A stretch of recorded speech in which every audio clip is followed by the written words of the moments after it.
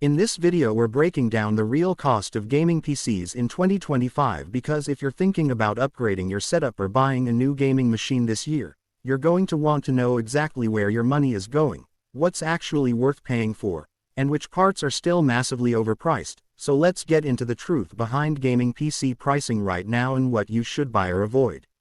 First, GPUs in 2025 are seeing one of the weirdest trends ever.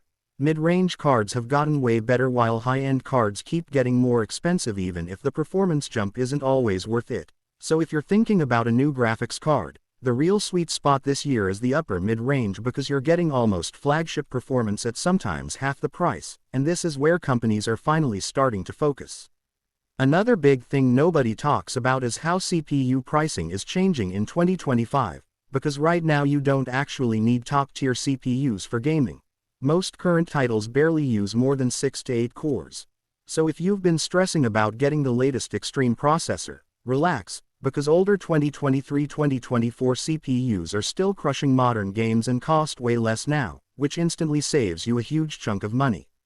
Storage prices in 2025 are another huge win because NVMe SSDs have gotten insanely fast and insanely cheap at the same time, and this is one upgrade that genuinely transforms your PC. Faster boot times, faster game loading, faster everything. So even a budget build should absolutely prioritize a 1 to 2 TB SSD because it's one of the only parts where spending a little extra gives you a massive quality of life boost. But here's the hidden cost buyers forget about in 2025. Power supplies and cooling, because GPUs and CPUs are more powerful than ever and that means you need a PSU that can handle spikes and cooling that can keep your system stable long-term. And heaping out here can literally ruin your other components, so budget an extra $30, $50 for good cooling and at least a reliable 650 to 750 W PSU for most builds. Cases in 2025 also matter more than you think because airflow makes a huge difference now, especially with hotter GPUs, so even if you're trying to stay on budget, pick a case with big front intake mesh and good thermals instead of going for the cheapest option with glass panels that choke airflow.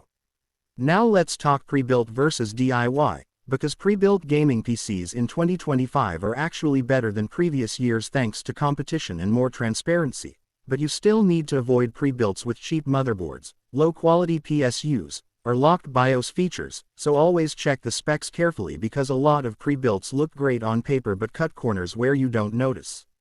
And here's the final truth about the real cost of gaming in 2025. Smart upgrades beat full rebuilds almost every time, so instead of dropping $2,000 on a whole new PC, swapping just your GPU, RAM, SSD, or cooler can make your old system feel new again for a fraction of the price, and that's why so many creators and gamers are recommending performance per dollar upgrades instead of going all in on a brand new rig. If you want the best build strategy for 2025, it's simple. Get a strong mid-range GPU. A proven CPU from the last 2 years, at least 32 GB RAM, a fast NVMe SSD, and make sure your PSU and cooling are solid. Do that and your PC will run almost anything smoothly without wasting money on overpriced hype components.